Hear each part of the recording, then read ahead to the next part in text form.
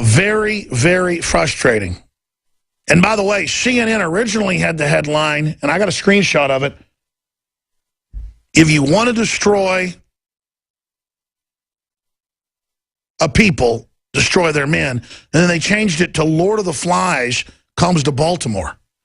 In fact, I got a screenshot of it because I was so amazed by it. Let me see if I can find it here for TV viewers. And it just blew me away that they would admit that. Here it is. Give me a document cam shot, please, guys. I want to show TV viewers this. And now they've removed this sub-headline. If you want to destroy a people, first break their men. Something's missing from the neighborhoods CNN's John Blake grew up in. Older black men, full story. And they removed that from the headline. I mean, I knew that I was surprised. I knew that that was not like CNN to be truthful, and of course it was removed. Amazing. Simply amazing. We're going to break down more of what Dr. Dobson had to say when we come back, because it's a fact. It's in the university studies. I made a film about it, Endgame 1.5, where we have the university documents in the 60s, the plan to end humanity as we know it. We have political cartoons on Infowars.com right now criticizing Hillary Clinton and showing her like basically a flying monkey in a tree. And whether you agree with that or not, I have a right to do it. And you watch CNN, you would believe that the people inside were the bad guys. And this shows the totalitarianism of the so-called left and how they're allied with radical Islam. Remember when the Muslim Brotherhood, backed up by Al-Qaeda, was murdering Christians all over the Middle East and had overthrown the government of Egypt? Our own media, Anderson Cooper and others, were praising it. So there's a very sick alliance going on here.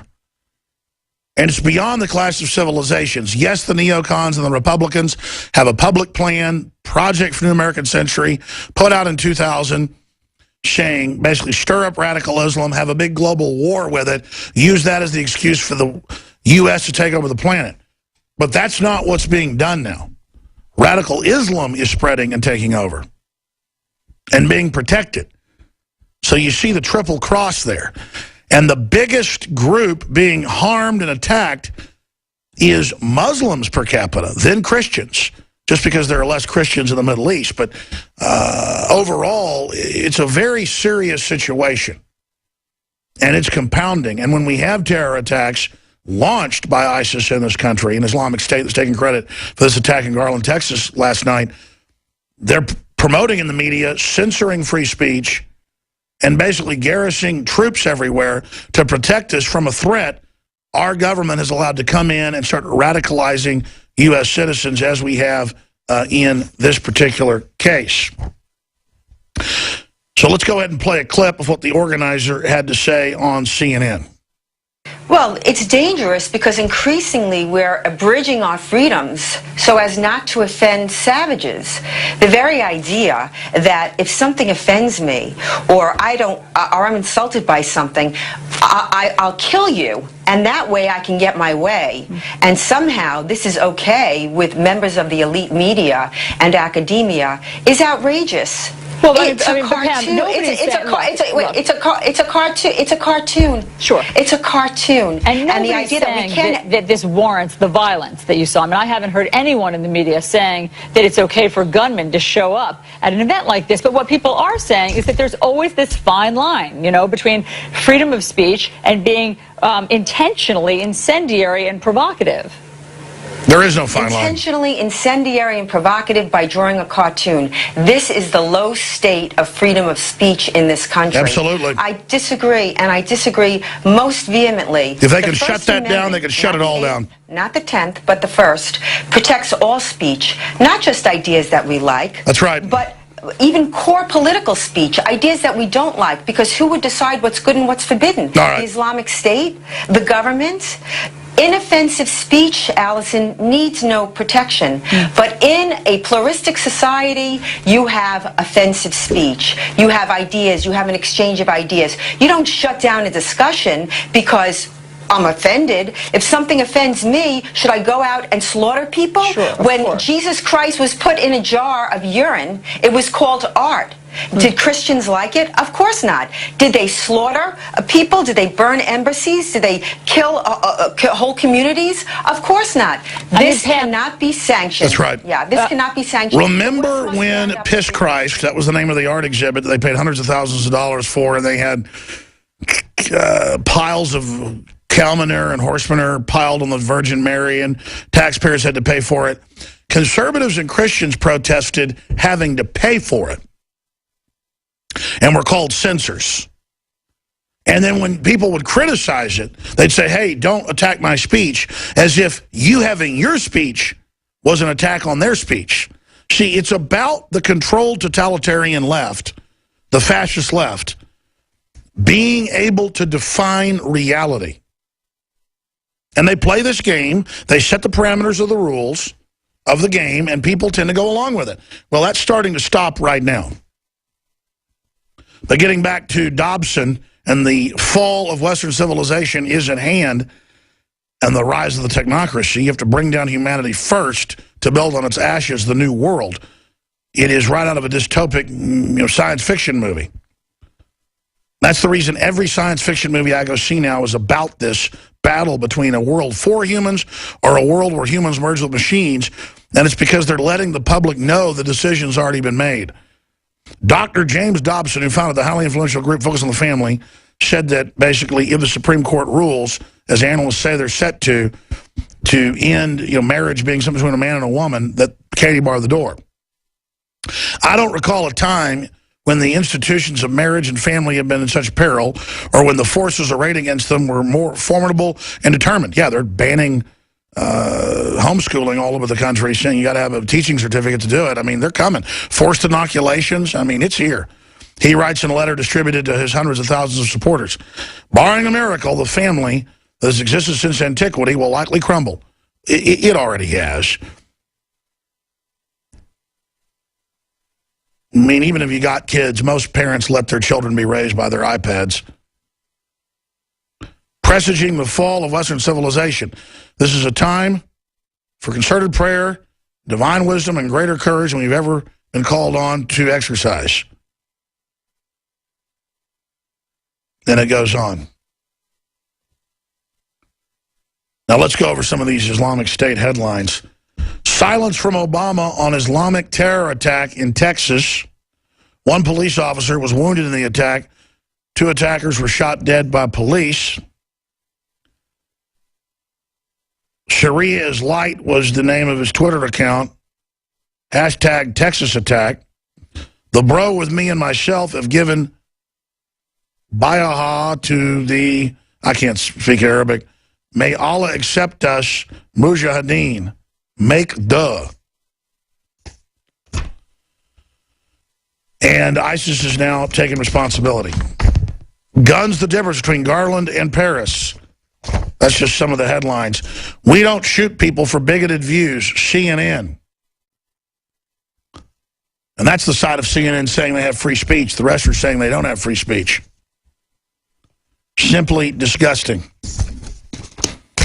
But you know, there's more than one way to censor. And I talked some about this yesterday.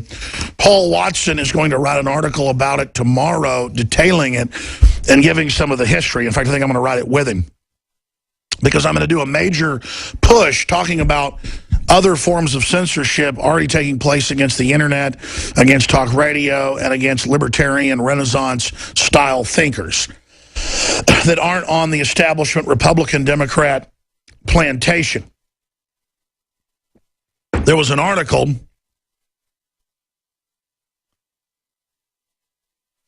last October, and that's when this first happened, in WorldNet Daily by Leo Hohmann.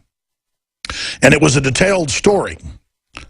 They did a lot of research. They called us. They called others. They did their homework. Disturbing mystery affecting your favorite news sites. And, of course, it's not a mystery at all. The algorithm was artificially manipulated to where CNN, MSNBC, Media Matters, everybody else went up 60 to 80% in ratings. And every Patriot site, Drudge Report, Breitbart, InfoWars, The Blaze, The Daily Caller, and others went straight down 60 to 80%.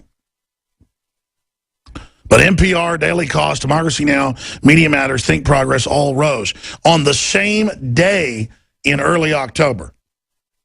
Now, we have Google Analytics and other systems that show us the real time. And in the past, Alexa was dead on with Google, using their own system of sampling. I was like number 300 to 400 in the U.S. back in October of last year. Now we're 1,000 something. Now, you have to understand, in reality, if we look at the old metric with Google Analytics, we're like 200 now. We've risen. So you see them artificially lower us, Drudge, and others. But then you notice we're going up and Drudge is going up. We went down off a cliff, but we're still going up once we hit the cliff because they just set the thing down. They just dialed it back fraudulently.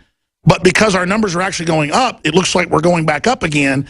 So even cooking the books, even putting sugar in our gas tank at the NASCAR race, we're still winning. And see, this is meant to target our advertisers as if our advertisers go off ratings. They go off their own dashboards, their own computer metrics. That's why the age of the outside rating party is over, because people actually run one of 5 or 6 different on-site server systems that give it to you all in 3D if you want it.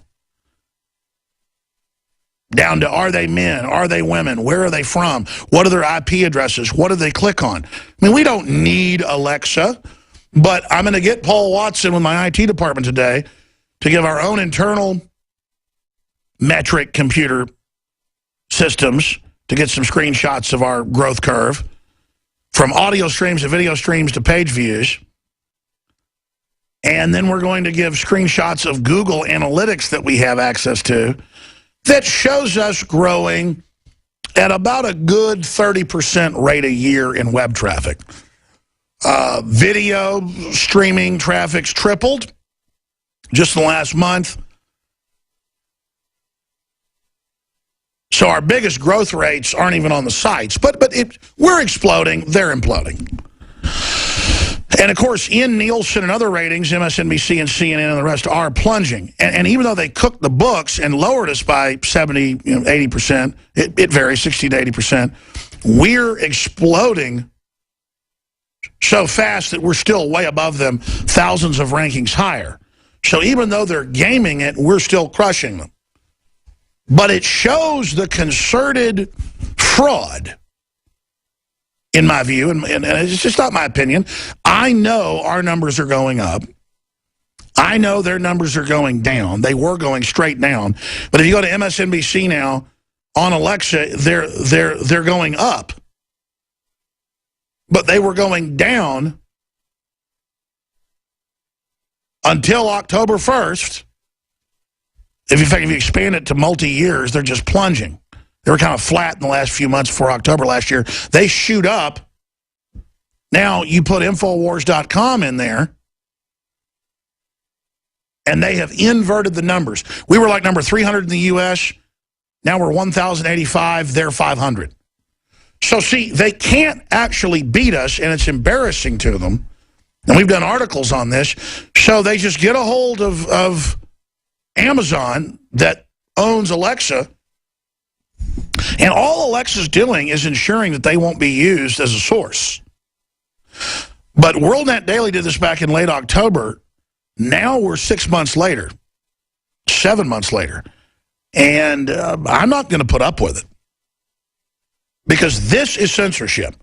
Just like they want to shut down free speech and not let you have Prophet Muhammad cartoons or whatever, Just like they want to say you can't have brown paper bags in Seattle government because it's code for racism, or just like if you don't like Obamacare, you're a racist, on and on and on. This is the totalitarianism of these people, and it's a big deal